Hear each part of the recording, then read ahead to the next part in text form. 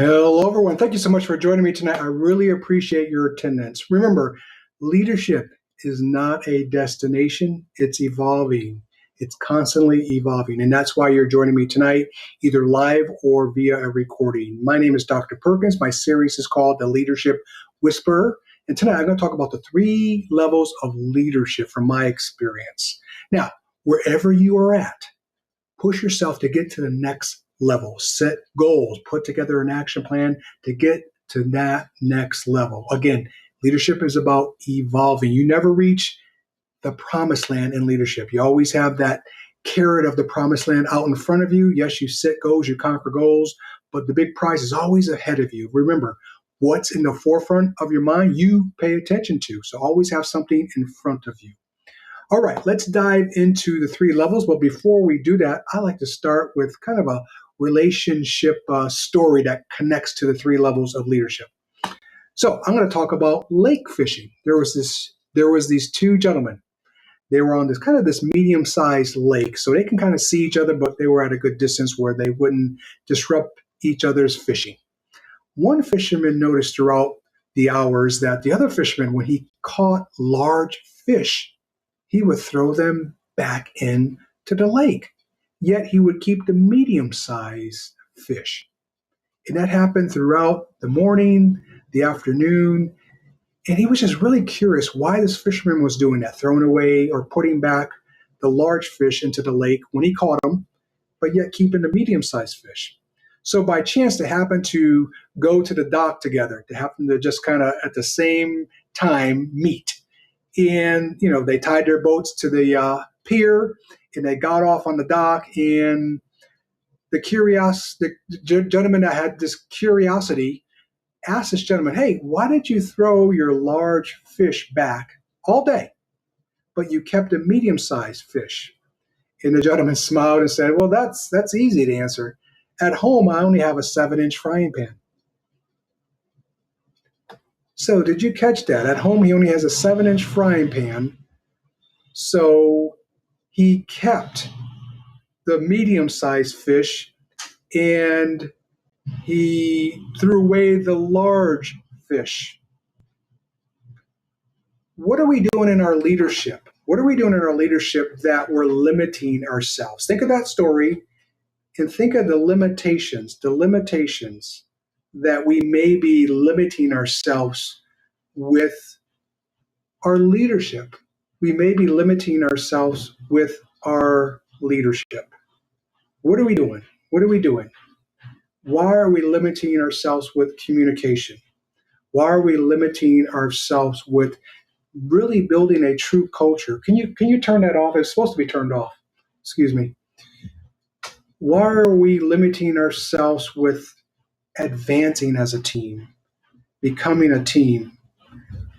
It seems like leaders, for some reason, put limits on themselves. They may not have that belief, so they limit themselves. They may not have that confidence, so they limit themselves. I want you to relate back to that story. And say, am I the fisherman that has that 7-inch frying pan and I'm throwing away the big fish, the big things in leadership because I'm limiting myself with something? So think about that, reflect on that, and see if you really are, because this is the time away from the office where you can hear other people with experience that give you great ideas to reflect on and for you to fix and increase your capacity. So are you limiting yourself with something within your leadership? And then what are you going to do to fix it?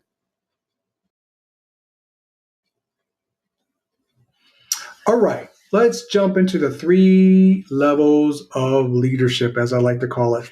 Now, you won't find these anywhere but here. I have 33 years of experience with leadership, and this is what I see, what I have observed, what I have worked with as far as the three levels. So obviously the first one is a slam dunk. You've heard of this, the novice leader. This is a leader who only knows what they know. And they're mentally hungry to learn, grow, to build their capacity, to observe others, to shadow others, to go to workshop conferences, to ask questions, to interview people, and just grow so they can get that experience. And then you have that mid-level good to great leader, as I call them, where they have some experience, maybe 2, 3, 4, 5, maybe a little bit more years of experience, but they're a solid good leader, but they're not great yet. And they're striving to develop to be great. So I call them the good to great leader. And then lastly, your C-suite executive, who's the CEO, the chief executive officer, the CFO, the chief financial officer, the COO, your chief operating officer. Those type of leaders who are at the top, who have a lot of experience with systems, with culture, with team building, and they have a lot of things in place. But miraculously, when I work with them, they struggle because they get comfortable. Some of them are cocky, some of them are conceited. And I work with them to get away from those 3 C's. Remember the 3 C's I just mentioned? Comfortable, cocky, conceited. I pull them away from that and I transition them to a humble and hungry, mentally hungry leader. But we'll talk about that in a little bit. So those are the 3 levels I'm going to speak about tonight: novice, good to great, and C-suite executives. Where are you in that? And again, the challenge is, if you're at a novice, to be pushing yourself to a good to great. If you're a good to great, push yourself to a C-suite executive. If you're at a C-suite executive leadership level, what different things are you going to do? What innovations are you going to do? Because you can't do a lot of things from last year. I call it Beware of Sally, S-A-L-Y. SALY stands for same as last year. Same as last year. So but I'll get to those C-suite executives in just a little bit. Let's start with the novice. So the novice leader is a leader that's learning to lead. I'm learning how to lead. And they are going from doing to leading, realizing leadership isn't about doing everything yourself. That's one of the mistakes with novice leaders. They want to do everything because everything is on their shoulders. But you can't do everything. That's why you have teammates. That's why you have teammates, and you have to train them up at a mastery level, then give them supports, then hold them accountable. So did you hear that? Train them up at a mastery level, give them supports, and then hold them accountable. That combination you can't lose. And when you train them up at a mastery level, obviously the expectations are very clear. So clear expectations. So let me repeat that in slow motion again. Train them up to a mastery level where there's clear expectations with accountability steps, with support steps and then accountability steps. That's a winning combination. And you have to be a courageous leader to follow through at each stage of those things. Now, what else do novice leaders really need to work on? Learning the basics. Everyone wants to be this outlier leader, this out-of-the-box leader, this master leader, but they haven't even mastered the basics yet. So let's start with the basics and really getting at a high level with the basics first, being really good at the basics. Then we can be that out-of-the-box leader, that outlier leader, that innovative leader. You see where I'm getting at? Some people are trying to jump stages and be this outlier leader when they don't even have the basics down. Basics meaning your culture. Culture is your beliefs, your attitudes, your behaviors. Are they solid at a high level? Is their organization a team or a group? Group is everyone's all over the place. Confusion. Team, everyone's on the same page, moving forward together with the mission, what we do daily, the vision, what we aspire to. So, learning the basics and mastering the basics. Next, building that confidence. One of the biggest traits in building confidence as a leader,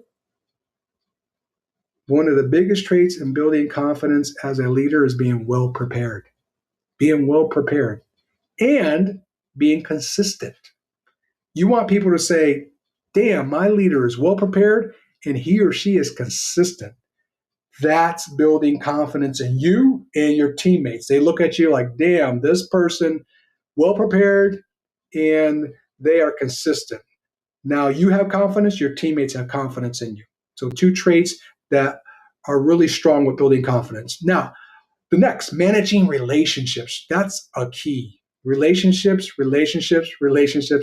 are very key. Letting everyone know you care, that you're an active listener, and that you want to be in the trenches with them to get the job done. So those relationships are key. Learning that people don't respond to titles, they respond to trust. And I'll talk about trust in a little bit. Next, learning from your mistakes. That is we need to have mistakes to learn from. Think about it. If we were so perfect, I don't think we would ever learn. Learn from our mistakes. Part of our jobs in leadership, we're going to make mistakes. Making sure we don't repeat those mistakes, looking at what went wrong, how to fix them, and avoiding them in the future with an action plan, a short-term plan, or a strategic plan, a long-term plan. Next, seeking answers, asking questions instead of pretending to know everything. This is a big problem with leaders. They think they know everything. And I preach to them and teach to them, be a learn-it-all leader, not a know-it-all leader. You're never going to know everything. And when you think you do, that's when you start to fail. That's when your team doesn't believe in you. They kind of sabotage you. You have resistors. People think you're cocky, conceited, and so forth. Be someone that says, I made a mistake, team. I'm going to correct it. I'm not going to go down that street anymore. Or, I don't know the answer. Let me get back to you tomorrow. And then get back to them by tomorrow. So seek those answers. Last couple, developing self-awareness. With communication being a problem in organizations, all organizations, another thing I see within organizations as a big problem is self-awareness.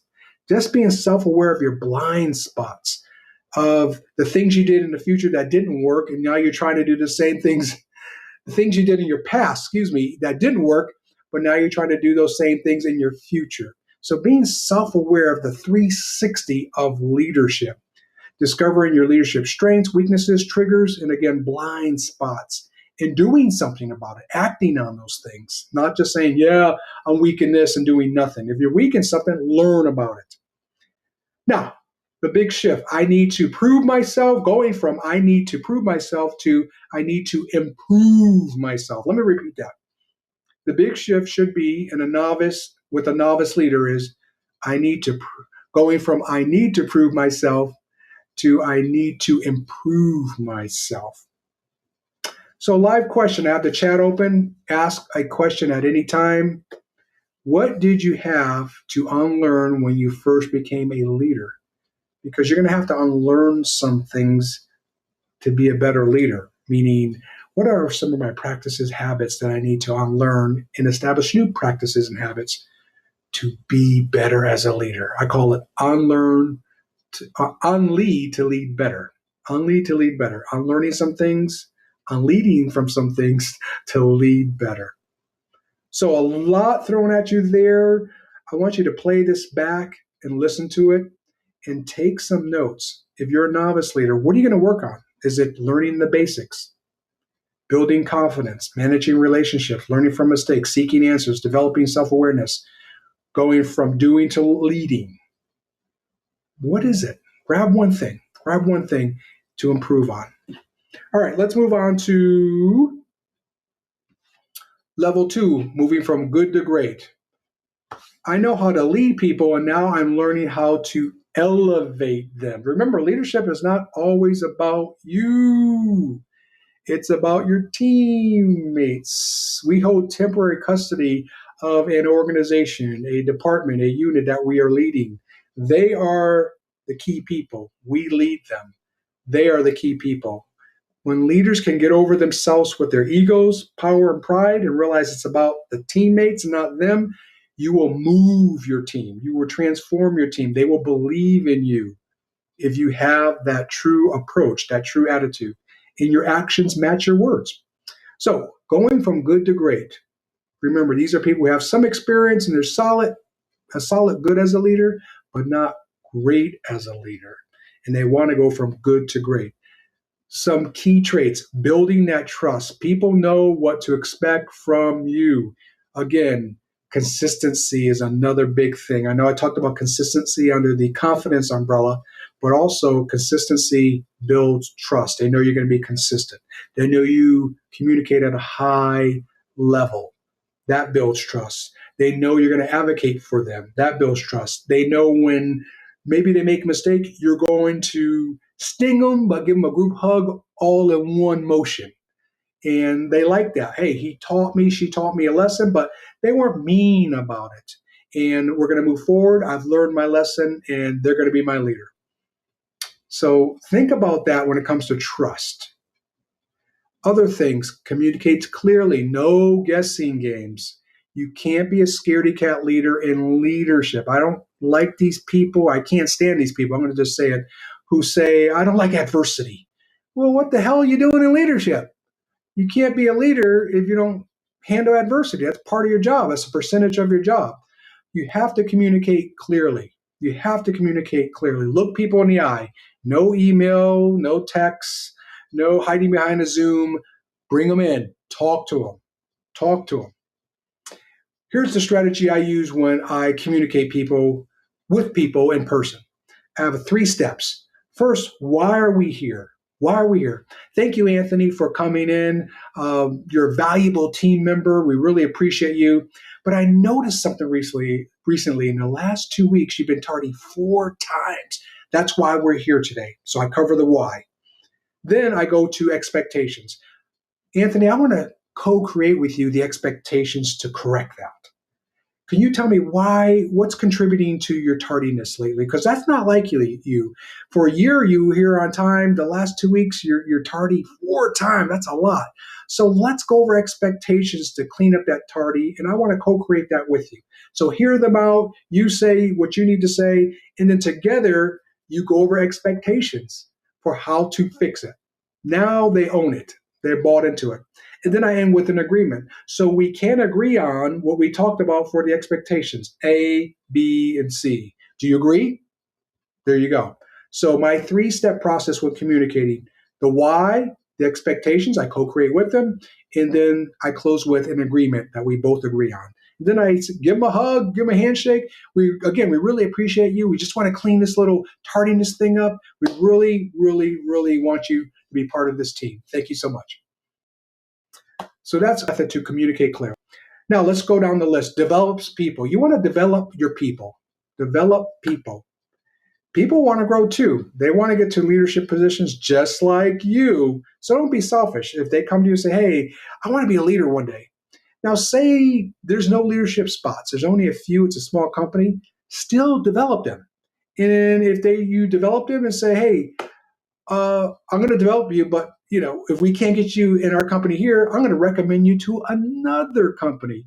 Help people out. They want to be leaders too. And we need great leaders out there. And if you're a great leader, make another great leader. Multiply. It's called multiply. Multiply people so they're leaders. And then if they can't stay within your company, let them go somewhere else. Don't be selfish and try to hold them back. All right. Delegates effectively. Another trait. Again, as a main primary leader, you can't do everything. Train them up with clear expectations.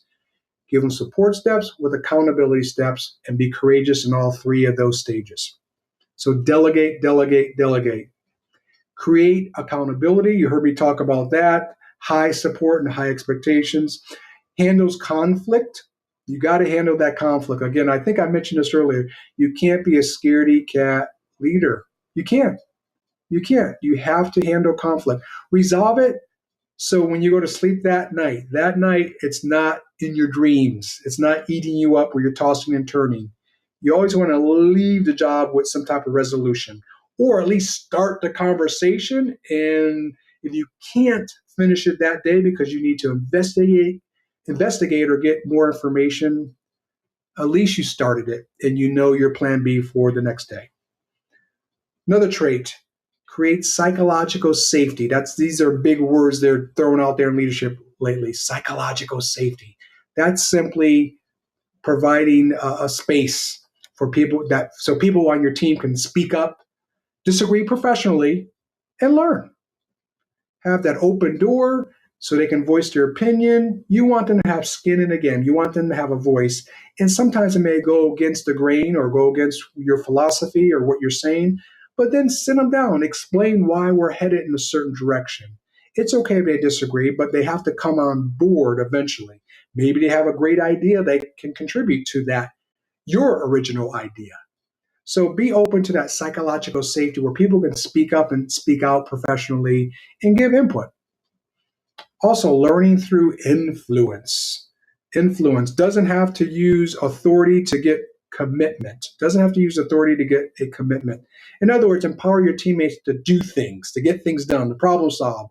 So without you, again, if you train them up with clear expectations, give them support steps with accountability steps, now they can lead through influence where they don't have to get your authority to do the job.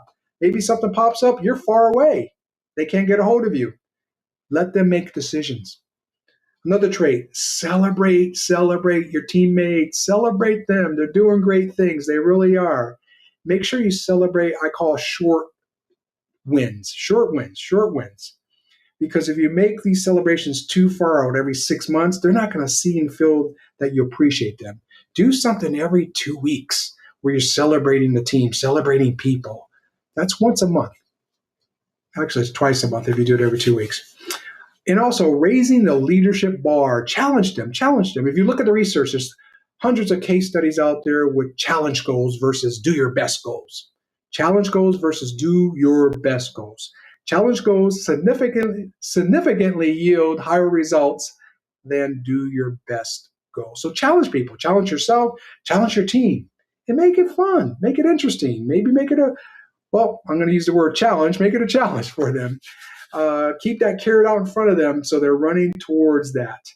But challenge them. Again, challenge goals yield significantly more results than do your best goals. So put a challenge out there, continuously raise that bar. The big shift, how can I succeed too? How can we succeed? I call that we-ness. Go from me-ness, I, to we-ness. We, the team.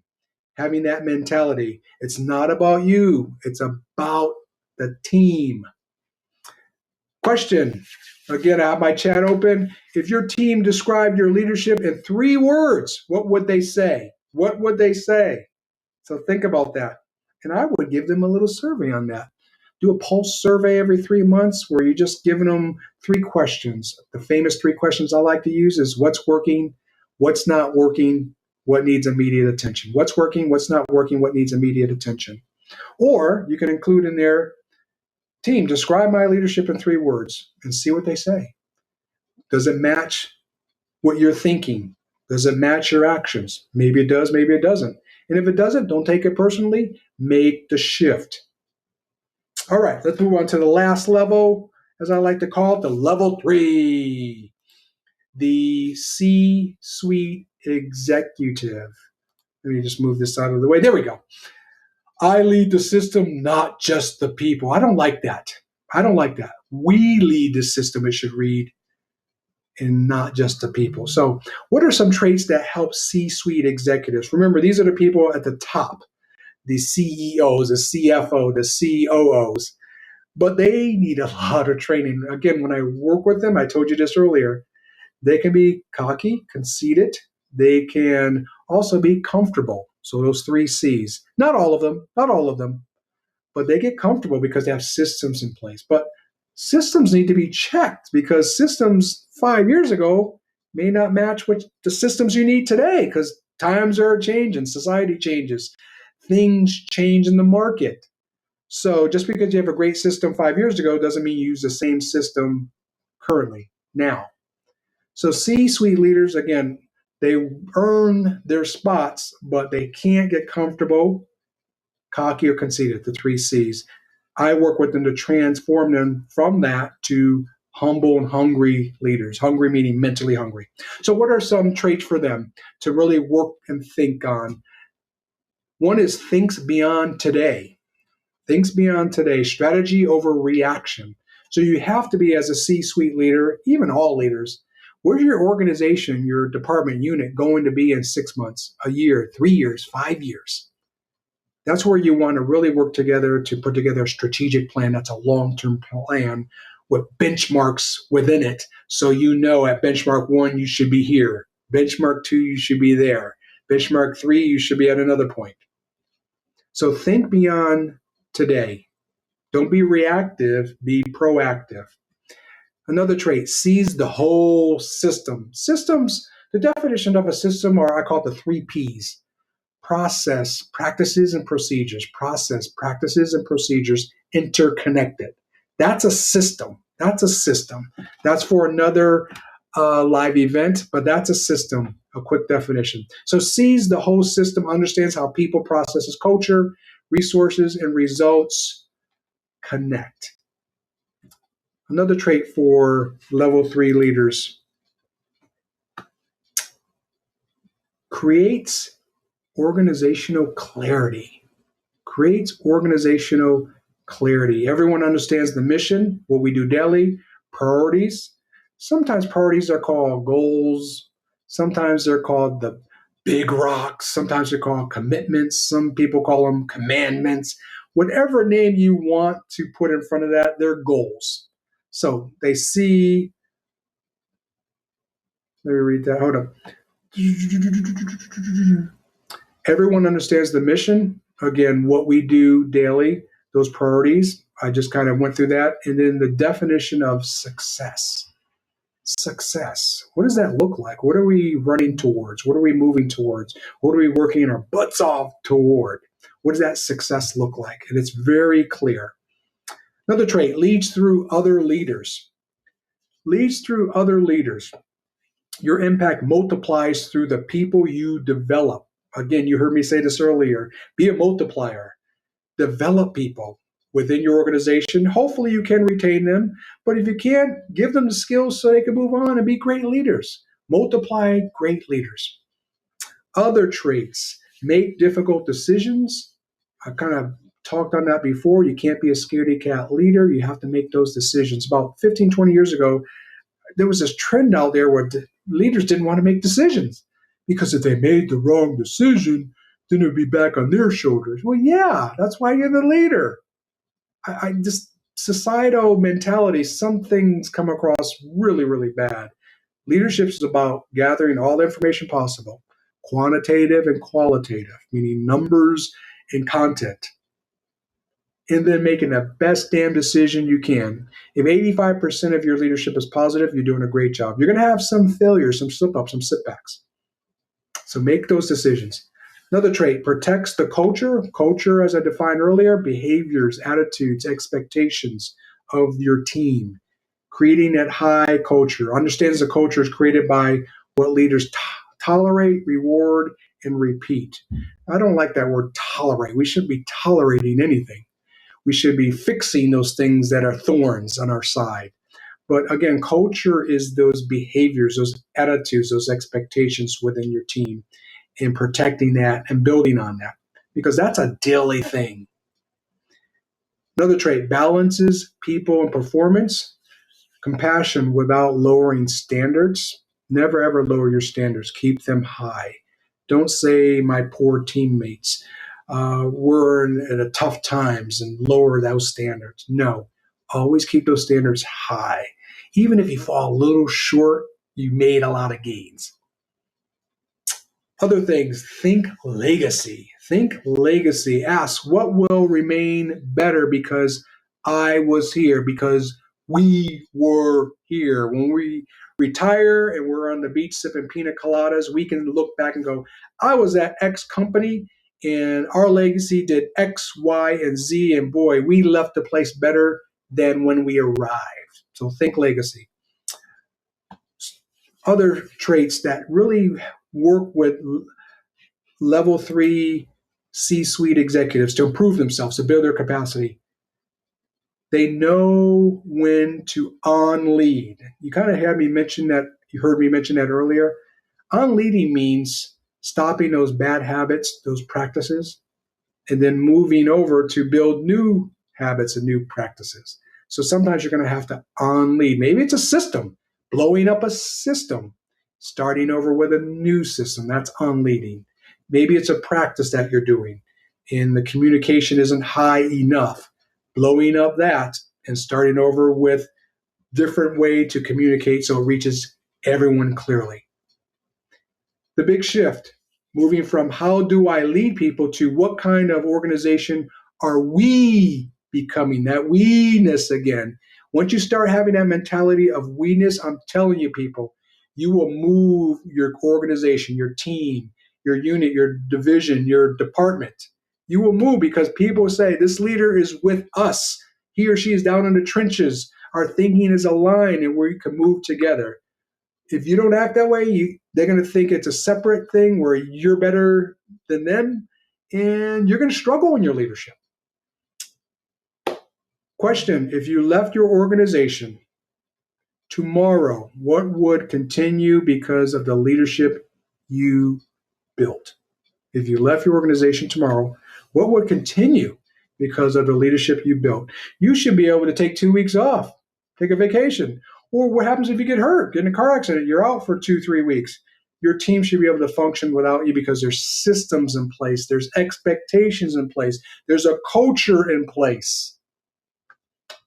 So I went through those 3 levels fast, and just to do a quick review, the first one was novice leader. They're learning to lead. The second was good to great leaders. They have some experience and they're solid as a leader. They're a solid good leader, but they're not great yet, and they're developing into that greatness. So they lead to elevate. And then your C-suite, the top people, elevate to multiply. Now that they have arrived, help others arrive.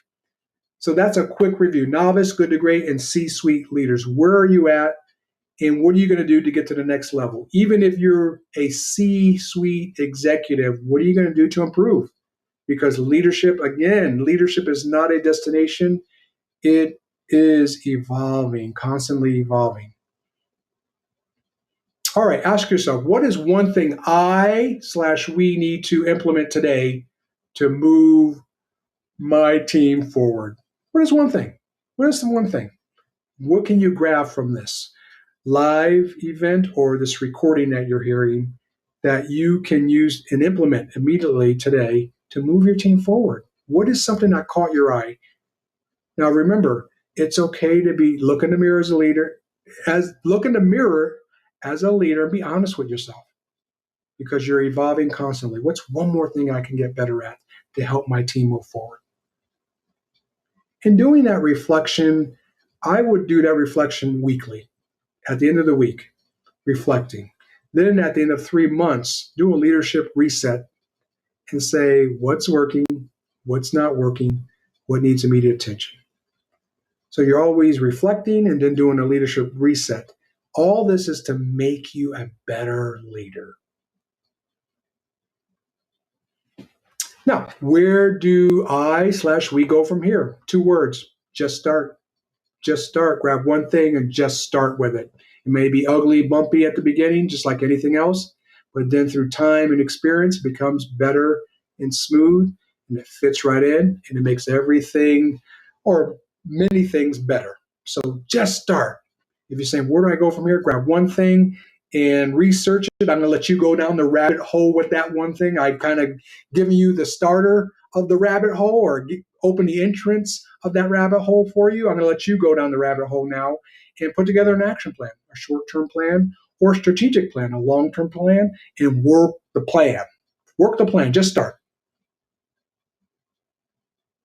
All right.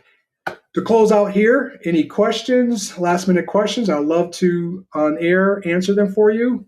If not, I want you to raise your hand. Raise your hand if you're seated or you're standing. Raise it as high as you can.